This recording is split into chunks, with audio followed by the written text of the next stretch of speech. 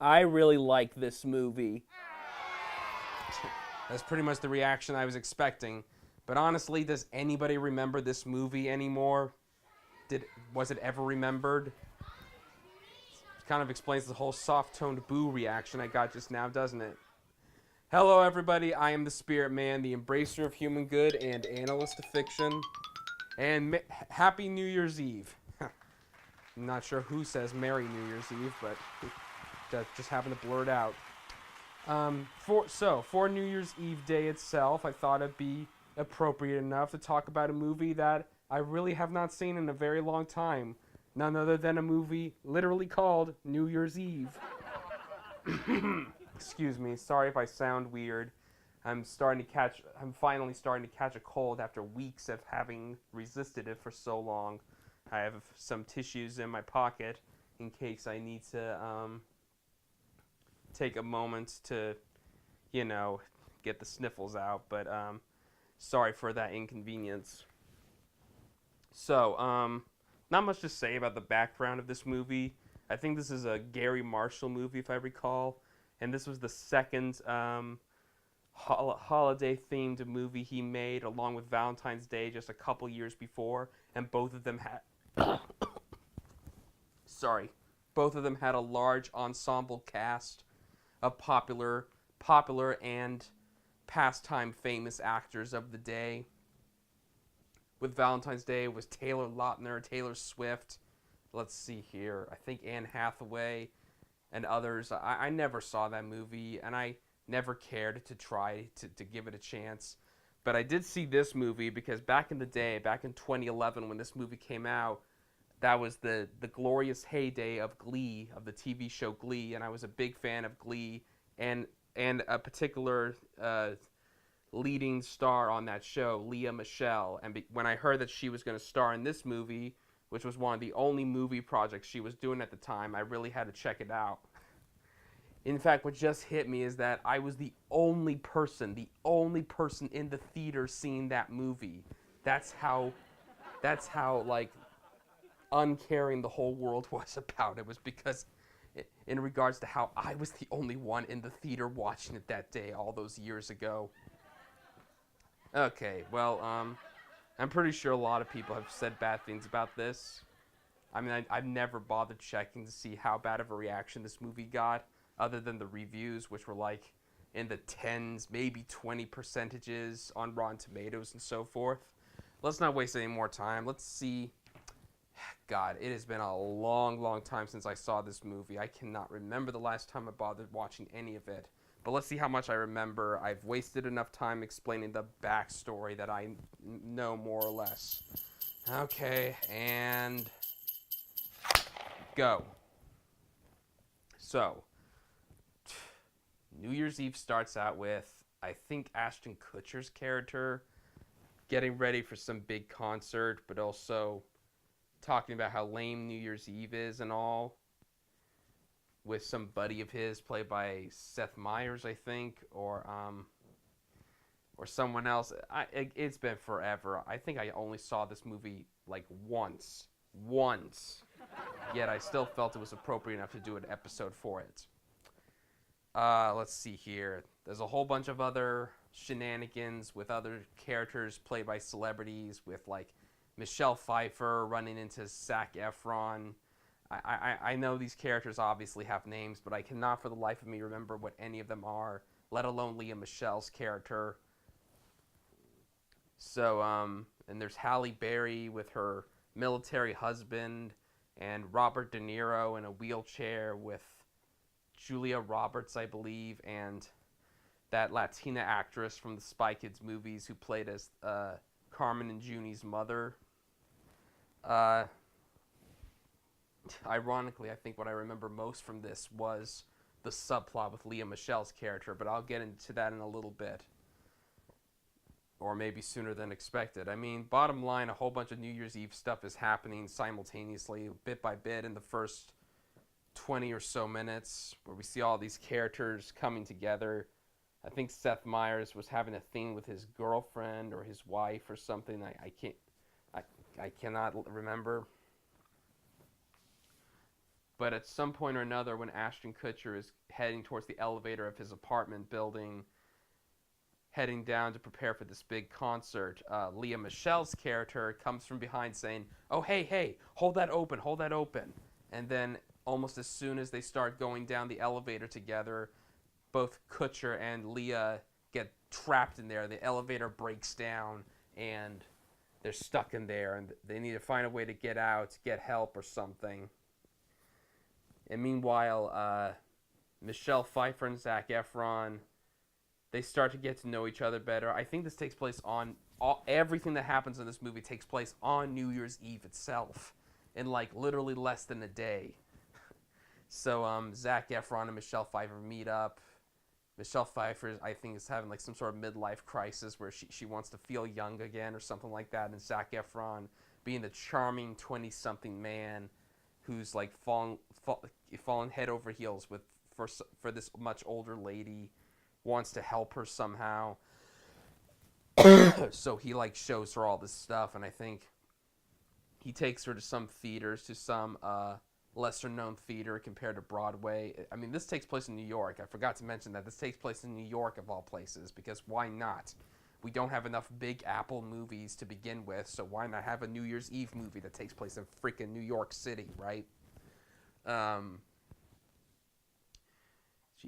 Zac Efron takes Michelle Pfeiffer to the stage, and they do some crazy theatrical stuff, including Michelle Pfeiffer riding on some big rope, some big crane, going back and forth like, whoa, whoa, this is awesome, this is so cool, I feel young again. And then, meanwhile, Julia Roberts is trying to, I don't know, I think she was trying to make amends with her dad or something, and because I think he was predestined to die very soon, and she wanted to take him out on the roof and watch the New Year's Eve fireworks and whatnot. And but the hospital's being all stringent about it, I guess, not letting them do what they want. And Halle Berry, I don't remember. I'm trying to remember. I know Halle Berry had a husband in the military who was overseas, like over in Afghanistan or something. But I can't remember what else she was doing. She was involved with some other characters. And again, like I said, Seth Meyers had something to do with his wife or girlfriend or something. Anyway, so back in the elevator, Lea Michele and Ashton Kutcher's character, they start to get to know each other a bit. They start bonding a little bit, but then suddenly I think Lea gets an idea as to how to escape the elevator. And Kutcher and her work together. He starts lifting her up so that she can get to the roof, the ceiling of the room and whatnot.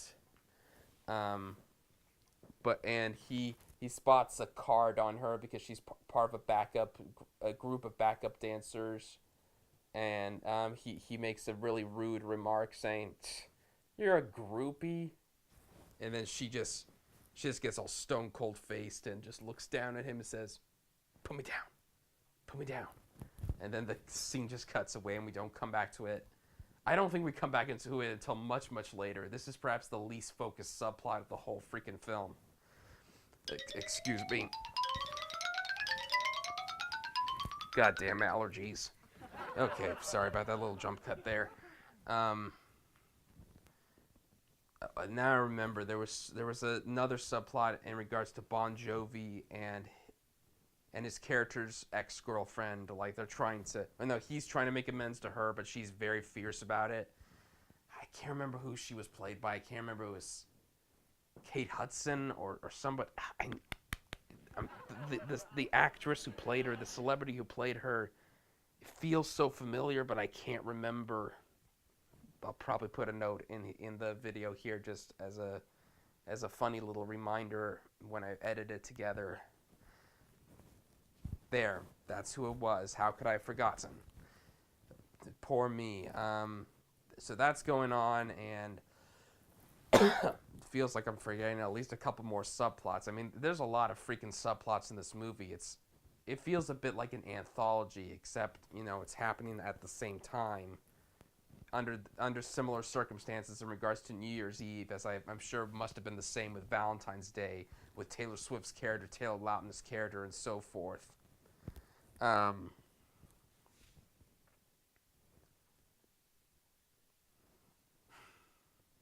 I I really don't remember much else. I mean, uh, this wasn't a bad movie at all, not to me at least, but nothing really happens. Like I said, a bunch of crazy stuff goes on. People are trying to feel young or trying to make things up for past mistakes or trying to get families together, trying to help this old dying dude that Robert De Niro plays. There's not much of anything that really happens that was really worth giving it a second watch to begin with after I saw it in the theater, and then maybe watched it with some friends sometime later just for some laughs. There's nothing. It was not worth buying a copy ever. That's why I showed you an image of it on my freaking iPad, for God's sake. But I guess I might as well skip ahead to the final parts.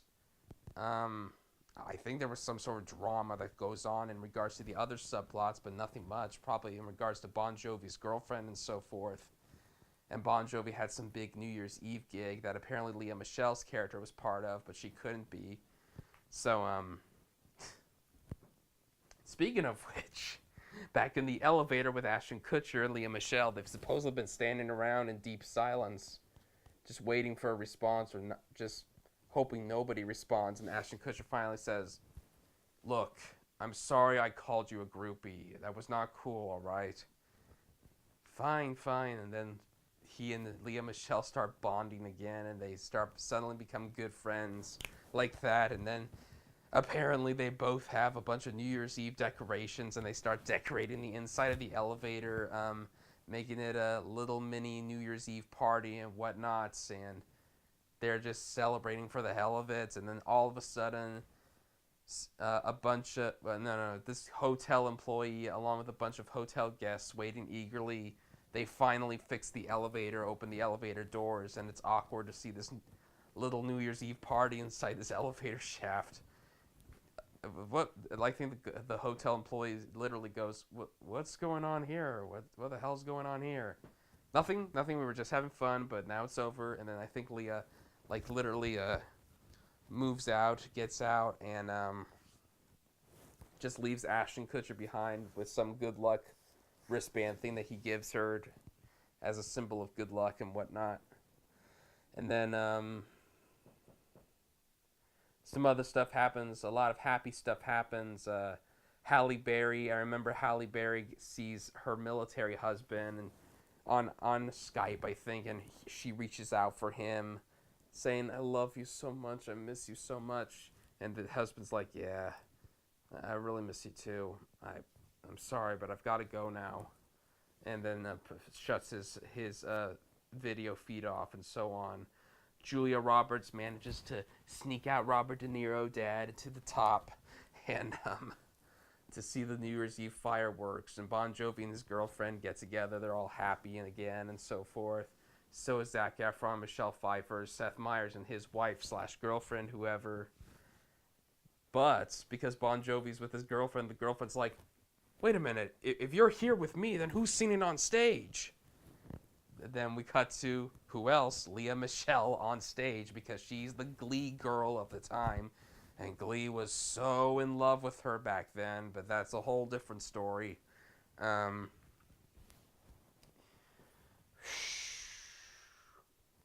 She sings a song. That's all I remember. I don't even remember the song. I don't remember a single word or a single note of the song.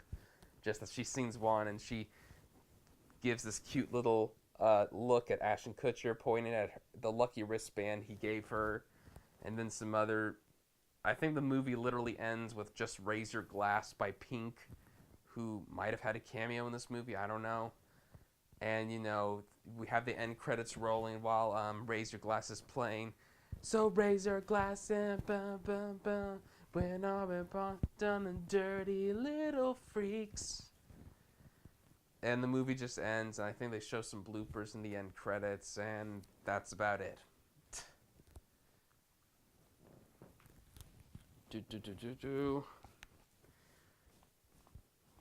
God damn it. So, did I remember that right? Is that how New Year's Eve went down? Is it as bad as everybody says? I mean, honestly, what really happens in this movie? Just New Year's Eve stuff. Nothing really spectacular, nothing really grabbing or memorable.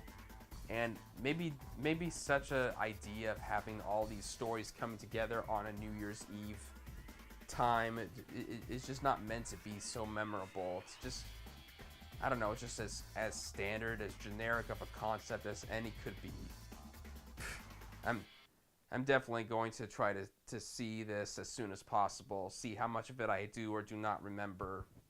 And I probably forgot a lot compared to other movies that I did what I remembered skits for.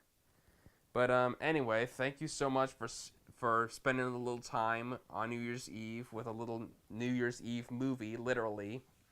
And that's all I have for the first episodes of what I remembered from the end of November to the end of December of 2018, or 15 as it is here in my time. And I'll see you tomorrow for the first of many, many more episodes of 2019, or 2016. Wrap your head around that. Anyway, I am the Spearman, the embracer of human good and analyst of fiction, wishing you all a very happy New Year's Eve. And guess we're going to be watching that big ball go down at the stroke of midnight as 2019 finally comes. And see you all in 2019. Bye-bye.